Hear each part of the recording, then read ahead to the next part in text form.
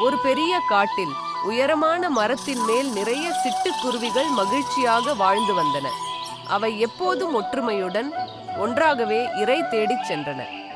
ஒரு நாள் அங்கு ஒரு வேடன் வந்தான். அவன் குருவிகளை பிடிக்க ஒரு வலையை விரித்து அதன் மீது தானியங்களை போட்டான். குருவிகள் அந்த தானியங்களை கண்டவுடன் பேராசையுடன் கீழே பறந்து வந்து வலையில் சிக்கிக் கொண்டன. வேடன் அவர்களை பிடிக்க அருகில் வந்தான். அப்பொழுது ஒரு வயதான குருவி, நாம் அனைவரும் சேர்ந்து இந்த வலையை தூக்கி ஒரே திசையில் பறக்கலாம் என்றது. அனைத்து குருவிகளும் ஒற்றுமையாக சேர்ந்து வலையை தூக்கின. வேடன் ஆச்சரியத்துடன் பார்த்து கொண்டிருக்கும் போதே குருவிகள் வலையுடன் பறந்து சென்று தப்பின.